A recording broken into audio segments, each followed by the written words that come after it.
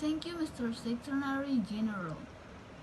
Your Excellencies, ladies and gentlemen, and distinguished guests, I'm honored to be here today.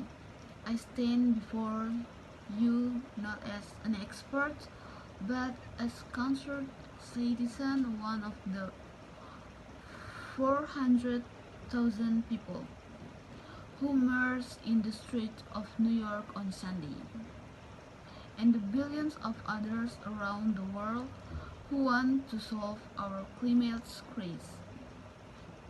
As an actor, I pretend for a living.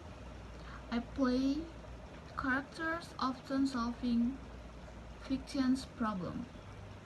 I believe humankind has looked at climate change in the same way, as if it were fiction happening to someone else's patients in planet, as if pretending that climate change wasn't real would somehow make it go away. But I think we know better than that. Every week we're seeing new and unable claims events. It finds that a climate change is right here now. We know that droughts are intensifying, our oceans are warming and acidifying, with methane plumes rising up from the ocean floor. We are seeing extreme winters, even in the West Atlantic and Greenland ice sheets melting at unprecedented rates. Decades ahead of scientific projection. None of this theory and none of this hysteria. It is fact. The scientific community know it. Industry and government know it. Even the United States military know it. The chief of the U.S. Navy's Pacific Command, Admiral Samuel Lockyer, recently said that climate change is our single greatest security threat. My friends, this body, perhaps more than any others gathering in human history, now face this difficult, but to ask as you can make history, or you will be flayed by it. To be clear, this is not about just telling people to change their light bulbs or to buy a hybrid car.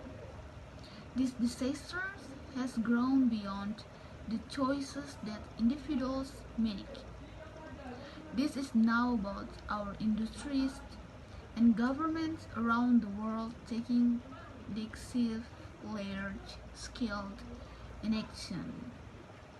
Now is our moment for action.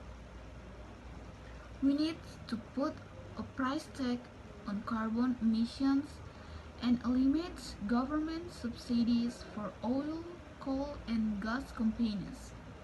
We need to end and free ride the industrial polluters have been given in the name of a free market economy. They don't deserve our tax dollars. They deserve our security, for the economy itself will die if our ecosystem collapses. The good news is that renewable energy is not only achievable but good economy policy. This is not a patience debate. It is a human one. Clear air and livable climates are enable human rights. And solving this crisis is not a question of politics. It's a question for our own survival. This is the most urgent of times and the most urgent of message.